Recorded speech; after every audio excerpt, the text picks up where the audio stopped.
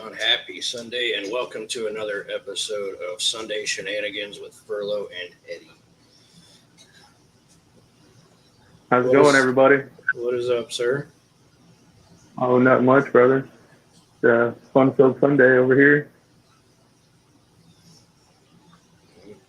It's raining out, so if I have a few little hiccups in service, I apologize. So, because the internet doesn't like me when it's raining. Right. We got Scotty Aquati in the house. We got Eric Wyrock is lurking and doing yard work. 3G is patty cakes. Alrighty. So we actually have a topic today. Imagine that. Um, it's not just going to be some random talk. We're going to talk about filtration today. So I guess I can start it out. Like, I'm a canister guy myself. I've never tried a sump. They scare me because I've heard of too many times of them overflowing. I know they have some kind of mechanism where you can prevent that, like in some kind of alarm system or whatever. But it still scares me because I've had a canister filter leak, and that was kind of enough for me, which is why I don't have Suns anymore. And I am a Fluval guy. I love Fluval. They're expensive, but yeah, I don't know what's going on, Miss Patty.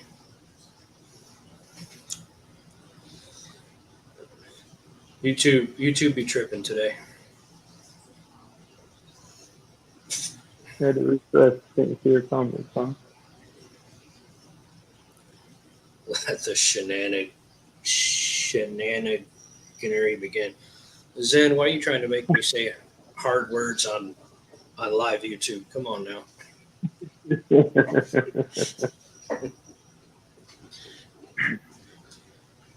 Now, I've got to agree with you.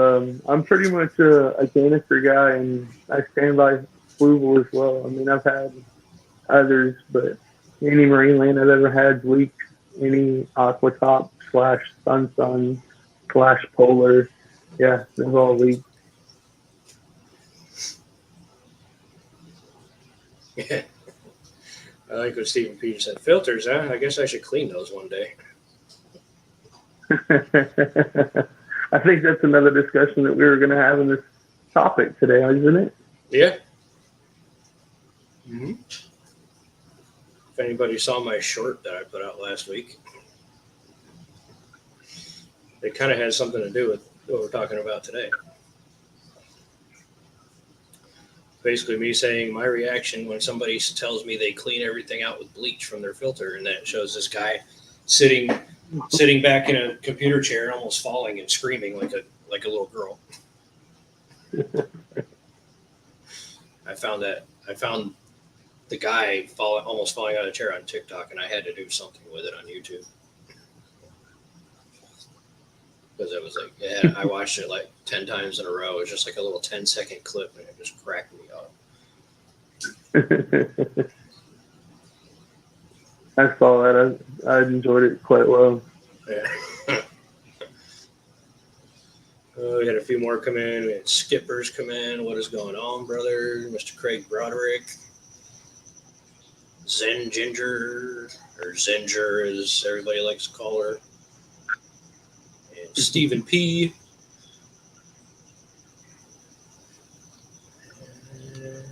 Lori, Monster Fish Gal, Sky Dancer, good afternoon. I'm doing well. How are you doing, Eddie? I'm doing all right. I'm I'm doing all right today. not trying to speak for you or anything. You might be having a terrible day. I hope not, but Good to go. yeah. I got So myself a little tripod mount earlier, so I could actually have the phone sitting on something. So, seeing how this works. I actually had the weekend off, so it was nice. It's First weekend I've had off in a couple of weeks. So I got caught up on all my animal stuff. I was going to do some stuff outside after the stream, but now that it's raining, I don't know that that's going to happen. Right. And I shut down that coral tank I was doing because I didn't realize the pump died in it, and yeah, everything died. Oh no. Yeah. So a little 13 gallons, no more. No more. I did take All the right. Kessel. I did take the Kessel light off of it. However, I put it on my 36 bow front where all my draw Africans are, and holy Wow. crap! Because I had a fluval saltwater light on there. Yeah. I do have ones, and I just always forget that I am an affiliate of theirs because I don't know why. And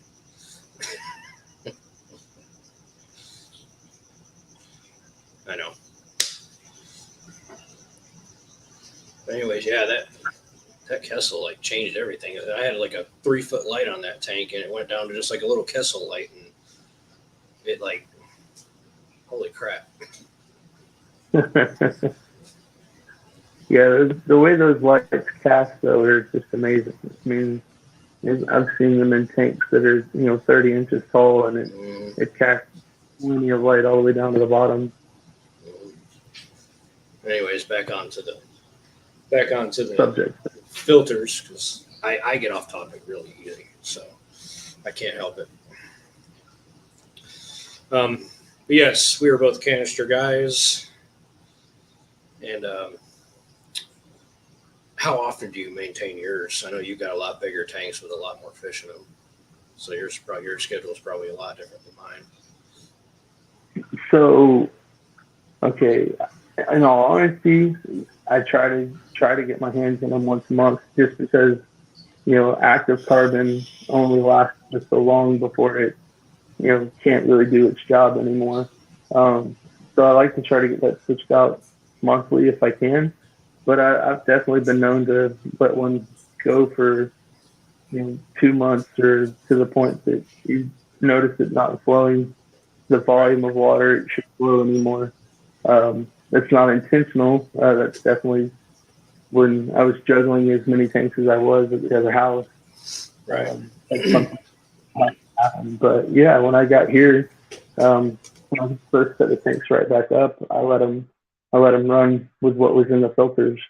But then I've broke down all 3 FX6s within the last week, just to get them clean, to make sure they're flowing the way I need them to flow. But I mean, even saying that, it's a couple 5-gallon buckets of water, taking the sponges out, rinsing those in the buckets, putting them back in the screen, shaking the media off, and then just changing out the carbon. The Purigen that was in this one still looks to be fine, so I left it alone. Yeah, it's like that's usually the first thing I check when I open mine up is the Purigen to make sure it's still good. Yeah. Because I gotta have Purigen in there. Ever since I started using it last year, it puts a whole magnification on the water for you once you get the clarity of the Purigen.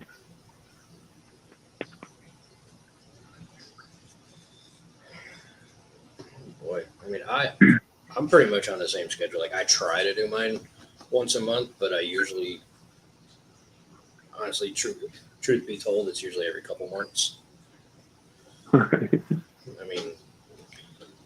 I mean, my water doesn't get funky or anything. Like I don't have any ammonia or anything like that. I mean, even with these big boys behind me, and even with all the nonsense I have going on in the parrot tank with all those fish. Yeah. I mean, I definitely find, the more they like going on the filter aspect of it, a lot of sponges, gives you a larger area to catch, the debris and the waste. And then once you go through that chamber, you'll put in some form of a polishing pad, either just like some, uh, you know, I'm drawing a blank on the one name I was going to use real quick. I didn't write it in my notes today, but just like a filter floss, just a quick polish. You set one of those in there so it'll catch the finer. Yeah. And then normally my next tray I've got like the carbon or purigen or ammonia reducer or something like that, or a phosphate remover. And then the next stage is generally always going to be all my biological. I try to use more of coarse-based rock other than the plastics, but sometimes I have a mixture of both.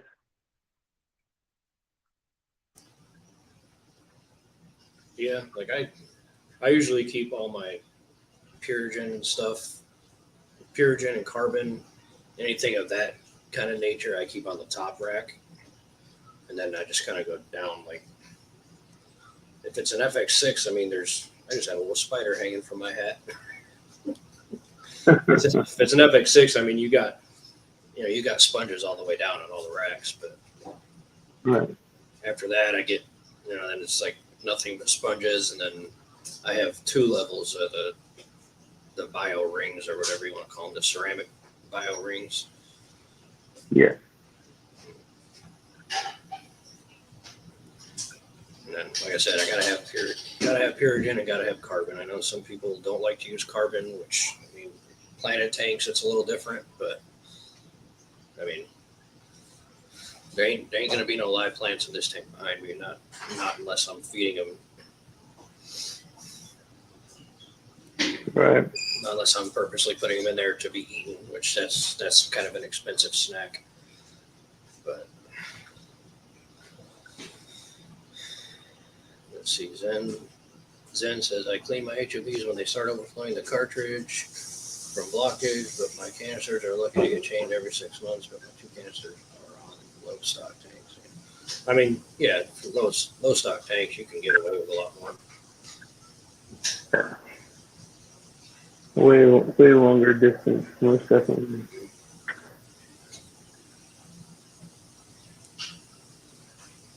Yeah, only Oscar says when the output slows, I'll clean the canister usually every other month, or if I'm lazy, I'll just add another FX6. Yeah. There we go.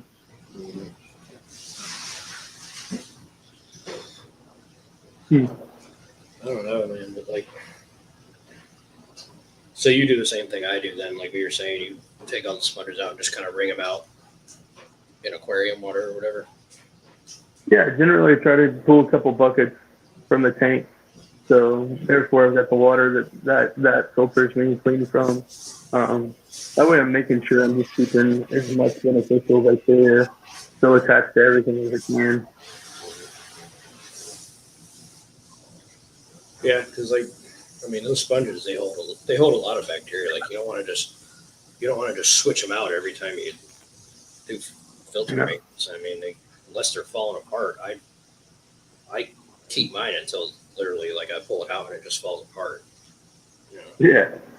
When it starts breaking down and you don't see it using or doing its purpose anymore, most definitely soon. But those cool sponges are amazing to just catch things, but then also allow anaerobics to grow. So they're doing what you need them to do. So when the particles come in, the decaying food and so on and so forth, they're able to start breaking that down and also get it to turn into an actual like CO2 gas that then would release out of the surface. Holy crap, Craig! He's from Australia, and he says FX6s are $689 there. I don't. Is that? I'm assuming that's in Australian money. I'm assuming. I don't know what you guys. I don't know what you guys have there. Well, the other thing, my big canister is for a 125, and it's on a 54 gallon and the smaller is for 100 and something for you, so that helps. Yeah, Yeah. there's no such thing as overfiltering. Like I said before, unless you got like a 5-gallon tank and you put an FX6 on it and it's just blowing all the water out of it. But Yeah, I'm a true believer of generally trying to do at least 10 times the volume of water. I know this tank, I don't have that, obviously, with one FX6 on 175 gallons, but there's also a lot of plants in there, so it balances out. But yeah, anything like Oscars, the Beischers, anything like that, I would definitely, the more flow you have, the better chance you have of keeping everything kicked up and stirred fresh. yeah, that's Zen was saying. That's still $500 here.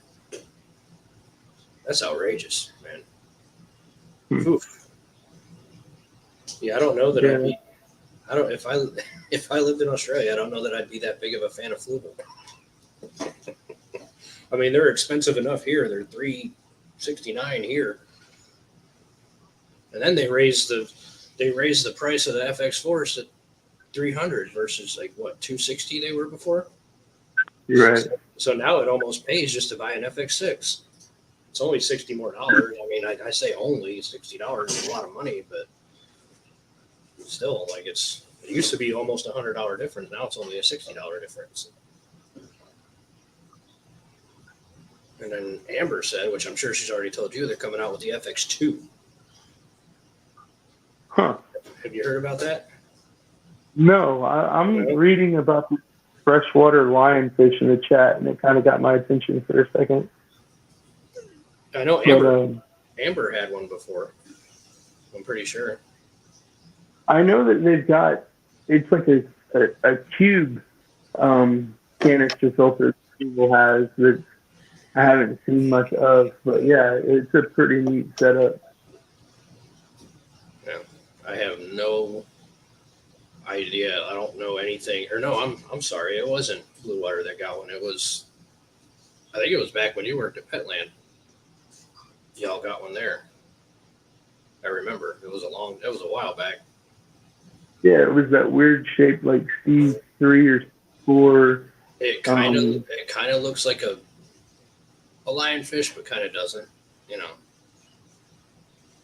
it looks like actually, tell you the truth, it looks more like if you ever caught them saltwater rockfish or toadfish or whatever, like out here in the Sound or whatever. It kind of looks like one of those. We're back talking about, okay, yeah. Yeah, I do remember having something like that at Petland. You're right. I said it was a while back. It was when you still worked there, so it was a long time ago. Right. Yeah, only Oscar. That's $539 for US dollars for an FX6. Whew. That hurts me just reading that out loud. Yeah, it's extra $200. I don't mind spending money, but good God, that's a lot of money. Yeah. I mean, it's an extra $200 just to ship it from like. You could almost buy two of them for that price. Yeah. You could buy a freaking an FX6 and an FX4 at the old price for that much. Wow, you could. I wouldn't even know if you'd be able to find one of those secondhand. Seems like that'd be something somebody just hold on to. I was gonna say if I paid that much for it, I wouldn't sell it. I would never sell it. I'd hold on to it, and if it broke, I would fix the damn thing.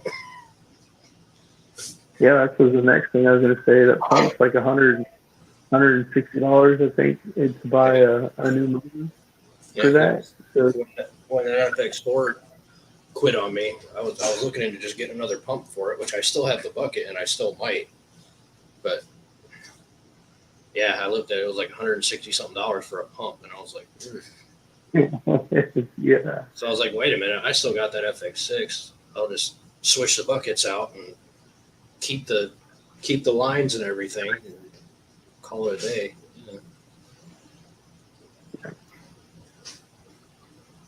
And update on that, still no micro bubble. So I'm still saying it was the hoses that were messed up on that one. On that FX6, yeah, like we talked about in what the Tennessee chat. So what's something that you do that's like maybe like your own little touch of a DIY when you're doing something in one of your filters? I used to a lot before I got my FX6s, like when I did the Suns and Aqua Tops and all that. I used to just cut my own filter pads. I used to buy those ones that they sell at the store, like the phosphate pads and all that, and then just the filter floss and kind of do it that way because it was cheaper and you could make it last. Like instead of going to buy one every time you do filter maintenance. But Right. Yeah. now, like I said, you really like all the stuff in the middle of the FX6s you can kind of modify, but like the sponges on the outside, you really can't. I mean, I'm sure you could, but I just haven't found anything that I wanted to work with yet instead of those because those are pretty good sponges that you put on the outside of the dishes there.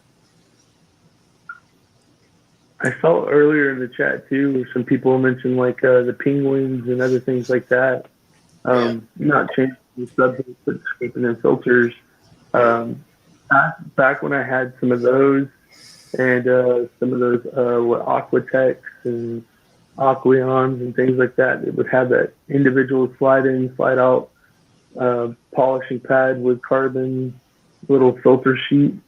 I would alternate those, modify those more like an Aqua Clear or a Seachem Tidal and actually stack media inside. In fact, at one time I picked up a filter from somebody and all they had in there was a bunch of lava rock and polishing pad on the top, like the filter floss that stuck on the top of it.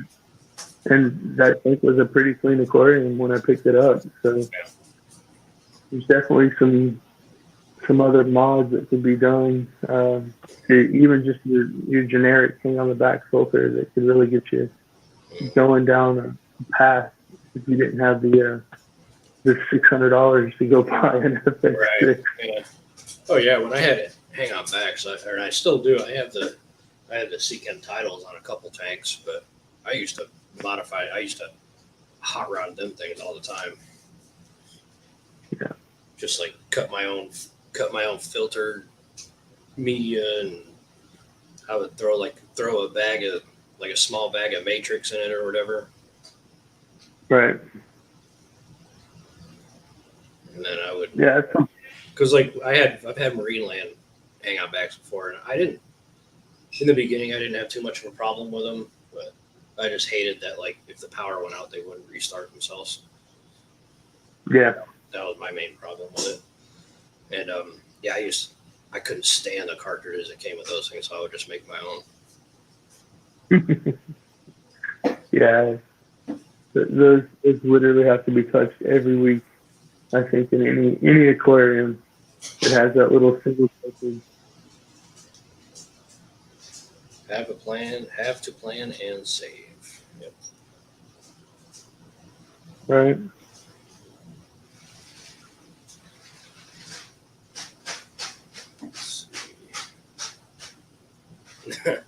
Oh, and they're on special for that price, Craig. Holy crap! Oh, that's ridiculous. Oh, that's a sale that week, you said? That's a special price, yeah. Oh, wow. What are they, like $800 regular? Yeah, I mean, terrible. It's almost fair for him to come to the States around Christmas time when they're for like $150 and people are like 120. You know, I was doing fine all day today. Then it started raining and I started getting tired. Oh yeah, nappy nap time, most definitely. God.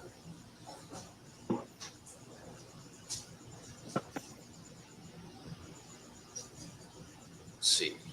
Only Oscar says too loud. Are we too loud or are you talking about something else? Yeah, no crap. Fluval needs to open a manufacturing plant in Australia. Yeah.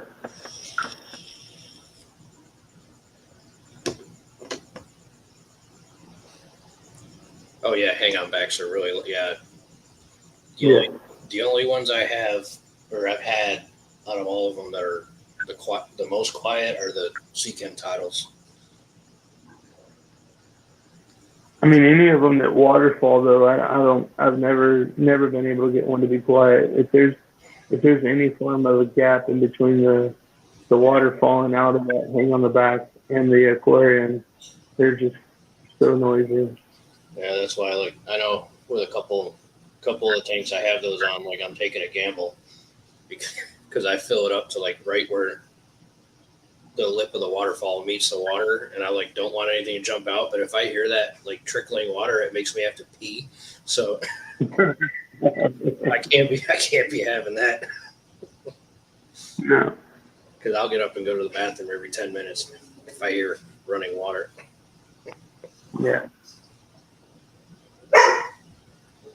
Oh, come on.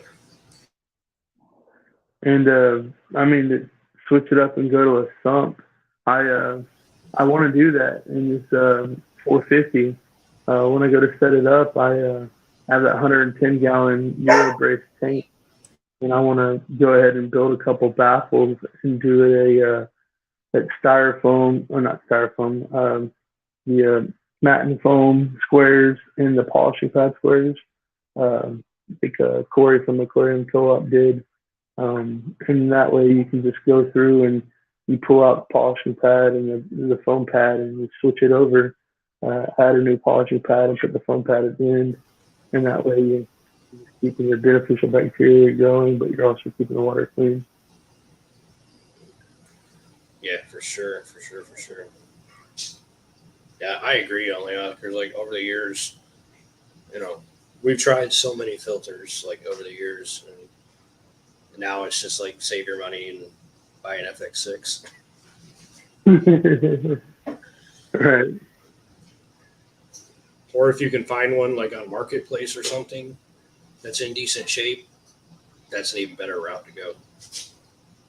Yeah, you definitely had Or some really good. Yeah, if you know someone that has one secondhand and they want to trade you an FX6 for a bunch of fish, like I did with Jorge, hey, Right. nothing wrong with that. Yeah. I don't mind paying full price for things, but I also don't mind not paying full price for things either. I like to make deals, most definitely. Mm-hmm.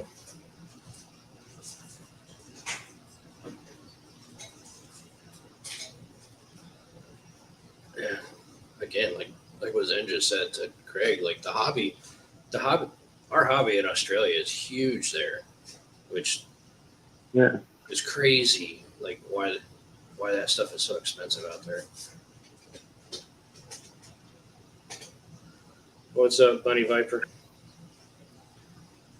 Good to see you. 2 Black Fridays ago, Stephen P got an FX6 for new for $180. Should have bought 10 and sold them. And yeah, you should have. I know a lot. I've seen a lot of people that were doing that. They would buy 5 or 6 of them, keep 2, and sell the rest. Yeah, buy every one of them that a PetSmart or Petco has on Black Friday. Yeah. My only issue with that is if you're going to do that, don't turn around and sell them for double like people do all the time. That drives me. Yeah. That drives me absolutely crazy. Yeah. Because I remember, completely off topic. Go figure. When that little mini Nintendo came out a few years back, I wanted to buy one of those. Well, I couldn't because obviously there was none available. But then I go on eBay and Amazon, and people are it's a $60 game system. People are on there selling them for thousands of dollars. Oh yeah, and people buy them. Yeah, and people buy them. That's why they do it, because stupid people pay that much for it. Like I want one, but I don't want one that bad. Yeah. How much does an FX6 usually cost? It's right around $369 here Yeah. in the States. But apparently in Australia, they're $689, which equals out to still 500 and something dollars here, which is completely outrageous. Yeah. Yeah, secondhand market. I mean, that's the smart way to go because that's a lot of money to pay for something. I mean, like you. Yeah, somebody will just put that initial cost though. Mhm.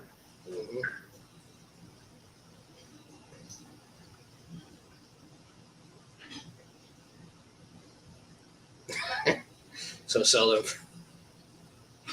Bunny Viper. So sell them for $450 to the Aussies.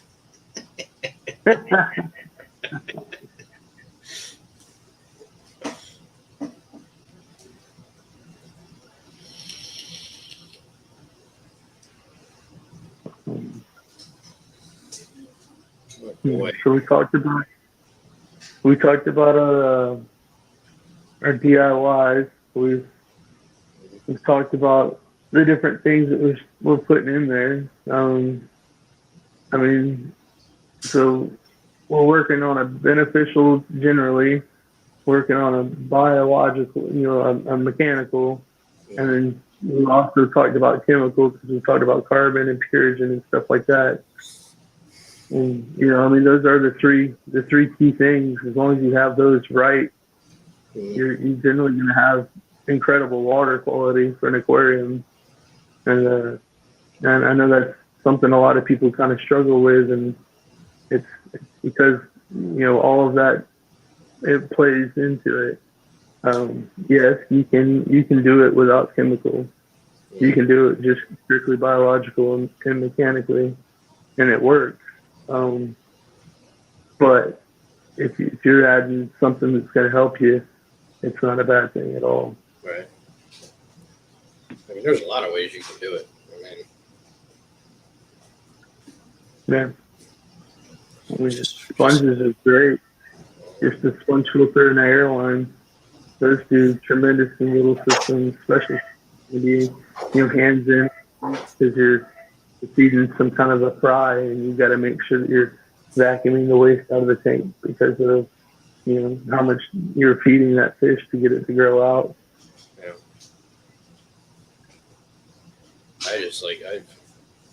I've heard so many people gripe about canisters that they're hard to maintain or whatever. And I'm just like, how? Like, all you have to do is just take the top off of it. And, yeah, you might have to put a little extra effort in to empty it out, but I mean, kind of like that old. It's to me, it's not that difficult. No, to me, it's like that old infomercial as a kid.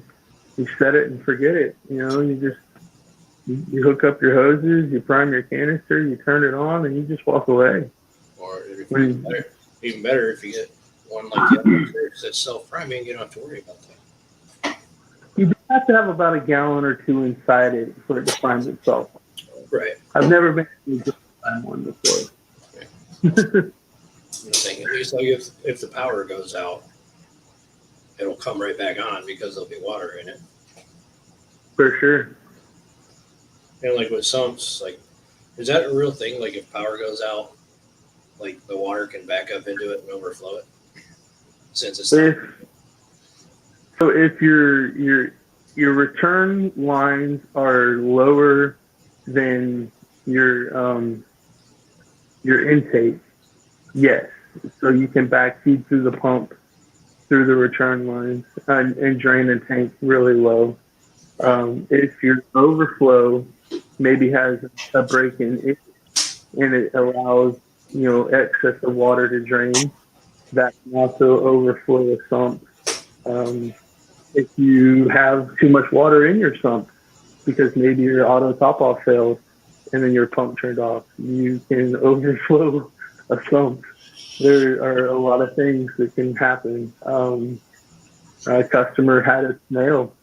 A snail got through the overflow, went all the way down the overflow, and then actually got stuck on the return pump, and so it couldn't flow out, and then it overflowed that way. So yeah, there's definitely cons to a sump system, which is cool. That's the main thing that scares me about sumps is like how many different ways you can overflow them. Right.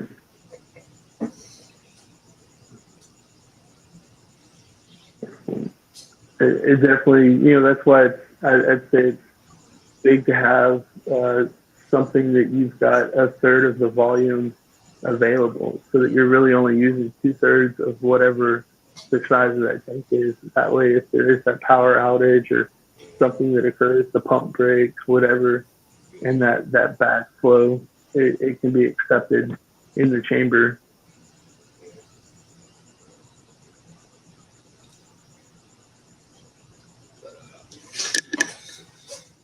Oscar says they use a ladder to get into their 360 gallon. Yeah, I could see that. Like your tank, I would need a ladder to get into it. Your 460 or whatever it is.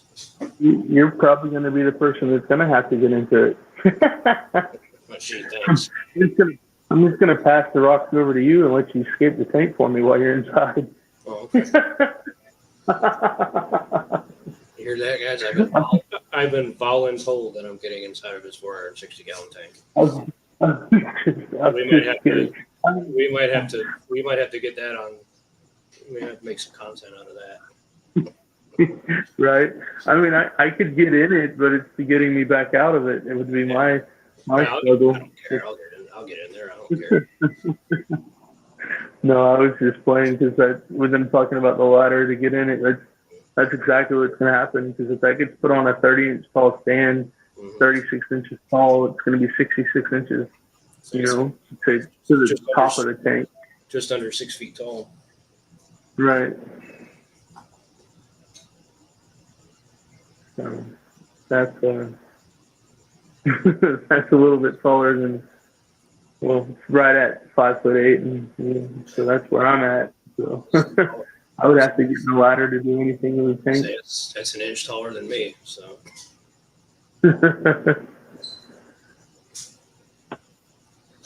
No, seriously, like if you need me to get in there to do something, I will. Like I'm just. Oh, I know. I was just giving you crap. Yeah, exactly. I was having a little bit of a shenanigans. That's all. Yeah. See, we have a 130 that's only 30 inches tall, and I had the hubby put that one at like shin level so I could get in and to do maintenance easily. Yeah. The only tank I had that was a pain in the butt was my 120 when I had it, because the stand on it was so tall, and it was it was like a 2 foot tall tank. So I would have a problem like reaching my arm in there to grab anything off the very bottom of the tank. Yeah, I felt like that was a 30 or 32 inch tall stand on that. Mm-hmm. So yeah, you're 54 inches. Yeah. 54 inches up. So yeah. QC, what's going on, man? What is going on?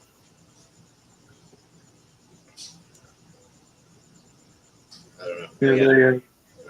I can't wait to have a tank that I need a ladder to do anything with. Well, I use a set of those grabbers. I got those.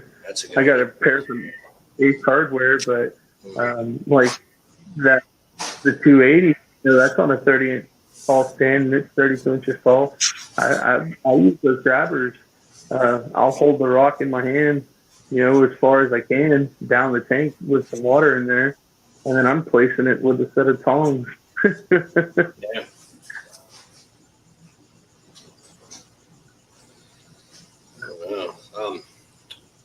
So I want to bring something up real quick because I was talking with Charlotte last night, and she was kind of griping how me and you gripe how there's no freshwater fish clubs in our area. Right. And I was like, well, maybe I said, me and Eddie have talked about it before. I said, we need to try to get something going. Yeah. I know a place where we can rent, rent space for a day or whatever to do it. But, Right. Yeah. That's where we need is a common meeting ground for everybody to show up. You know, that once a month or quarterly. mhm. But she even said she would drive down from Andalusia to come to it. So, Right. Yeah, she was in yesterday. She picked up 2 pairs of Rams. she said And then obviously she looked at the Panoys while she was there. she told me she did. And yeah, she was like, "Oh, maybe I shouldn't." And I was like, "Yeah, Eric's supposed to be getting them." And then she also mentioned about how if Kim didn't get all the cichlids, she might be getting those Africans from you. Yeah, that's what I was talking to her about because I forgot to message her early in the day because Kim never got back with me. Right. She said she'll probably be in town in another couple of weeks. I was like, well, I mean, they'll be here. They're not going anywhere. So I said, if you want them, she said she'll probably take about 14 of them. Yeah. I think a friend of hers had a tank crash, so she wants to try to help them recolonize their system. Lost a bunch of beautiful cichlids that hurt me when she told me about that. Yeah.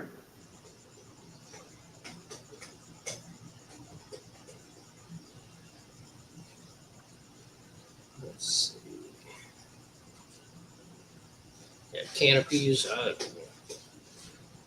I love the way they look, but I feel like they could be a problem in certain situations.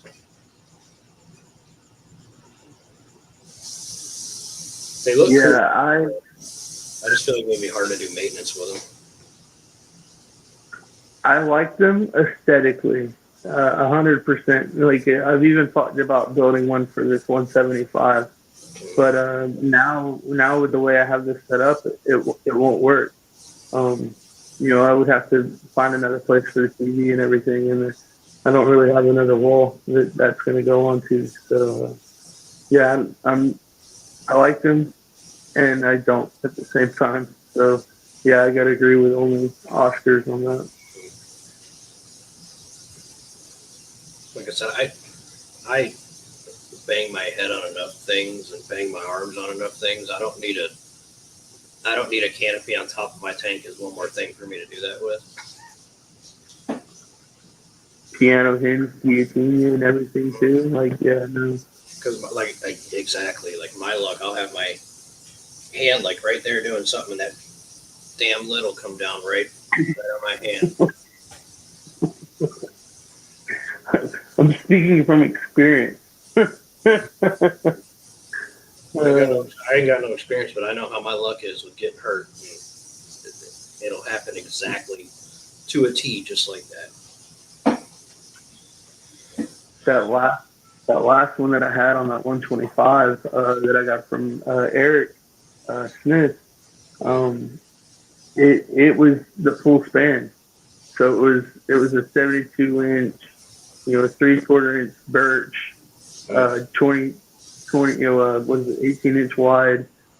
Really, it was like 20 inches wide on a piano hinge, and that was a hefty lid. And it was the whole top that hinged open and closed, and then you had that the 6-inch trim around the front, and that would slam down pretty solid if you weren't careful. You can only imagine.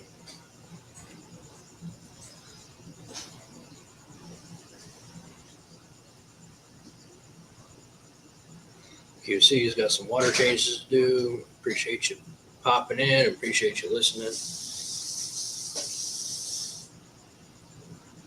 see.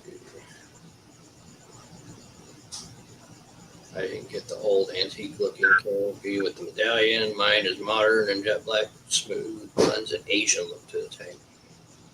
Sounds cool. All right.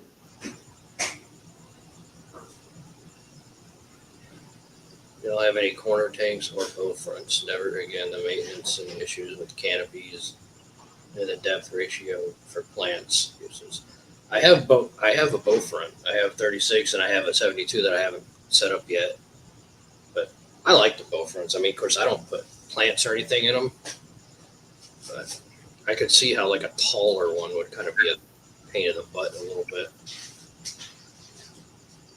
Yeah, I mean that's a 175 bow front, so 24 inches tall, uh, 62 inches long, and it's not too difficult. I just always have to make sure I have my blades sideways when I'm scraping the algae off the glass. Yeah, yeah, because it does not work the other way. No, you can't. You're leaving strikes if you're doing it that way. Mm-hmm. The horizontal is the key. Me too, buddy Viper. Bow fronts are one of my favorites. There's Mr. Codfather, Mr. Kaler himself. Yeah. Yeah, we've definitely had that discussion about some bow fronts. Yeah. They're I can't wait to get the one I got off of you set up. Yeah. And you said you painted it, didn't you?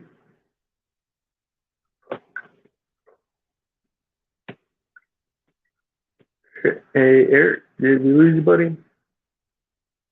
Well, guys, it looks like we've lost Mr. Ferlo for a little while.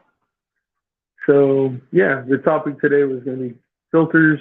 Got several different types of filters that you can use in the industry, ranging from those little sponge filters that was mentioned, HOBs or hang on the back filters, even the ones that set in the tank.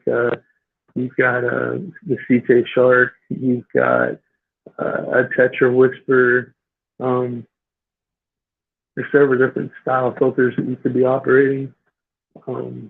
Yeah, swivels are definitely always been one of the main ones that we like. I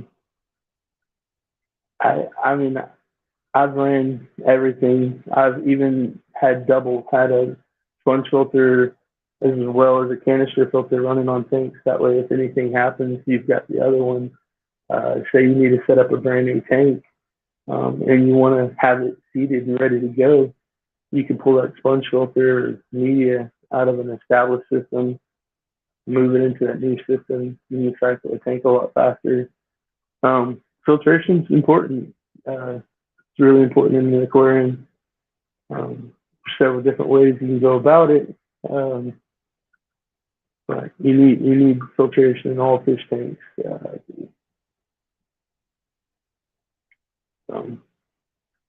Hey guys, I appreciate everybody that's still staying in with me. Since looks like the weather has caught Eric and popped him offline. But yeah, we've been talking about fluvels mostly, canister filters. It's what Eric and I run on most of our tanks. I have like a 404 that I've had for years that still runs great. All I've ever had to do is change out the hoses on it. I got him a 406 that he's fixing to put on it, 72-gallon bow front for Kyle when he gets that set up and going. I appreciate that, Zen, putting me up on there so everybody can go and check out my channel. I still got to get y'all some videos. I've got some stuff recorded. I'm trying to figure out how to edit it better and get something posted. Don't want to do just another one of those 60-second videos. Let's see. Yeah, canisters. Those are where we're at. I'm being redundant. I apologize. I'm just trying to make sure I'm covering what our conversation for this Sunday was going to be. You have definitely multiple things you can stack in there. I know that we use CChem products at the store a lot, so Fluval has their own bio rocks and things, but I've also crammed in some matrix to have that extra porous material to get everything to do what I needed to do.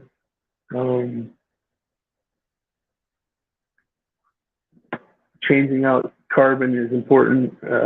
Some companies' carbon, after it's been in your tank and it's picked up waste, it can start releasing it back out into the aquarium. You don't ever want anything to leach back out into your aquarium. It's not going to be beneficial for your tank or yourself. It can definitely harm some things.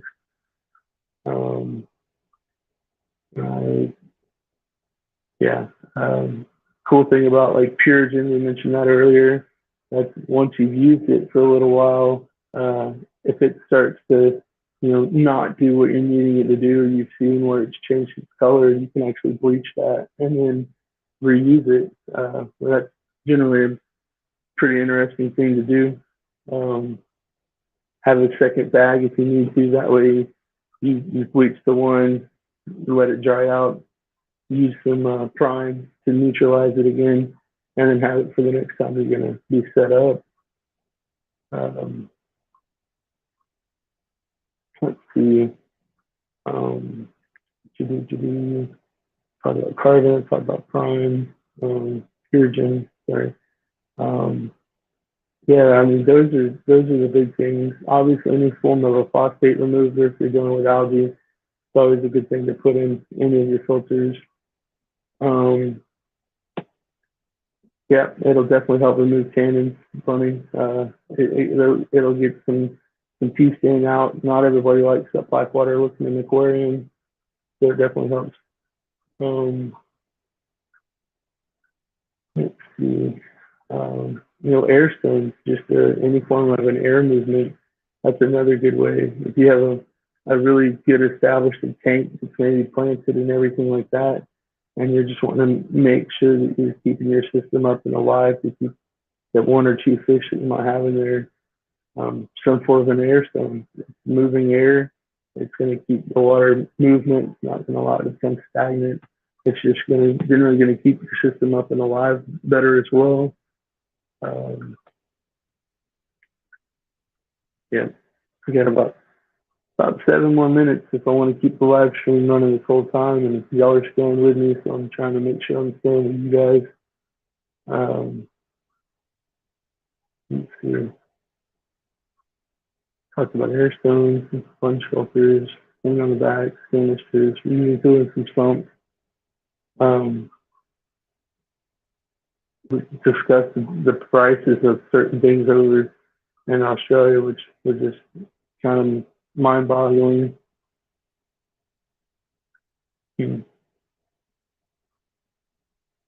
But yeah, I don't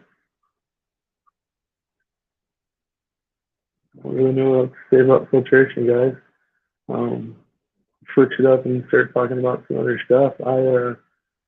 I've definitely brought more stuff to this apartment than I realized I needed. I've got a few more things I've got to get moved around before I can start setting up the other tanks in what's supposed to be the master bedroom, which has become my going to be my fish office.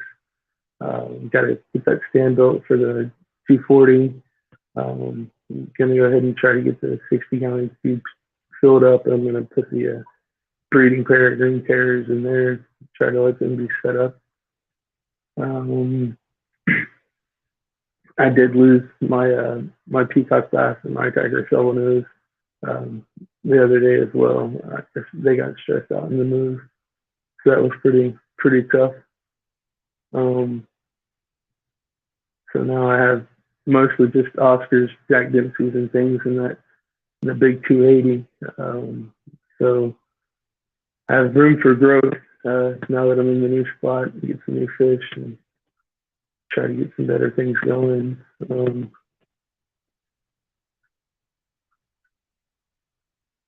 Yeah, exactly. That's a good one there. Only Oscars, checking your gaskets and things like that. Just the normal Vaseline is going to be your friend. keep everything lubricated. It's not going to put anything harmful into the aquarium for the fish. Um,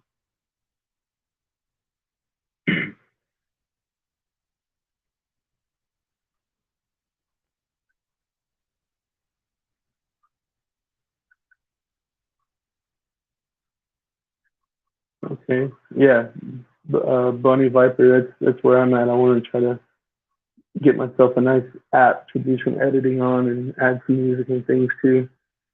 Um, but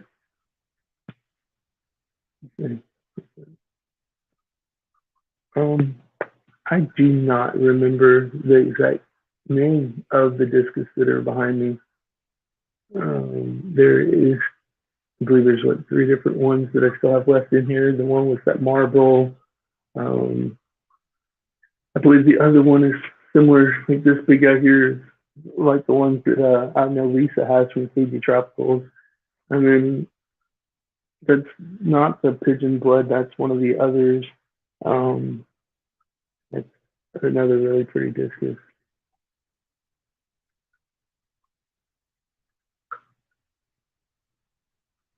Maybe on iPhone. That's pretty easy for the editing. Okay. I do have an Android, but I can still try to figure that out.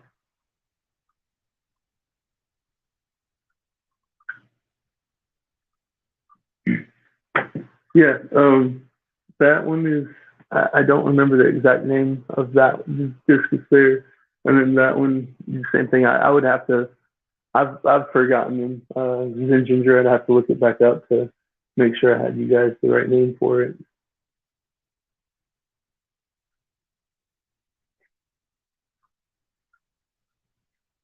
Well, guys, I could definitely stick around for the next 3 minutes, but what's something else maybe I would like to chit chat about, and then we'll try to wrap this up and still get out of here at 3 o'clock so y'all can go to your other streams that I know y'all have.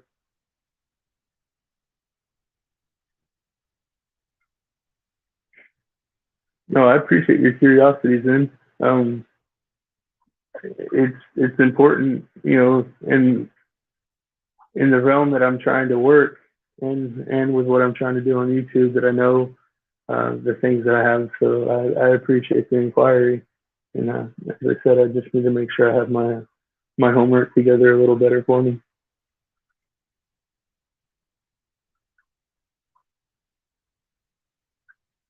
And so Power Direct, that's one of the ones y'all are using.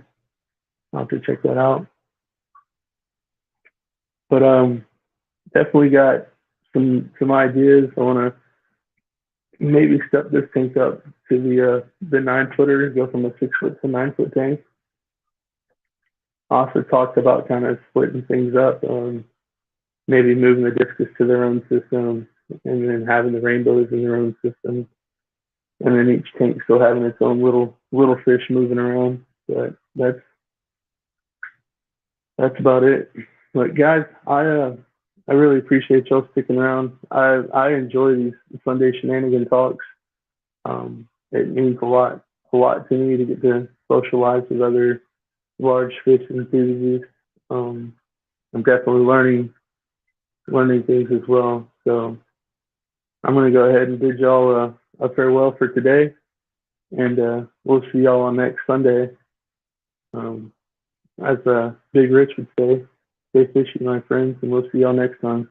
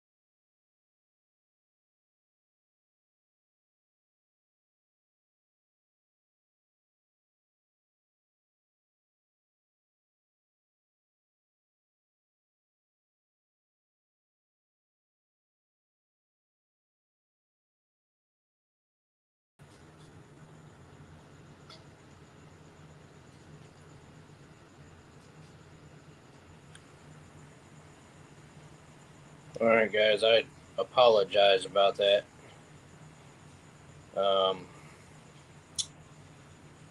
I'm back now, but I'm just going to go ahead and shut it down because Eddie's already taken off and my internet is not wanting to cooperate today, and Verizon is deciding that they don't want to cooperate today either. So, thank y'all for coming in. Apologize for the end, and I will catch you guys on the next one.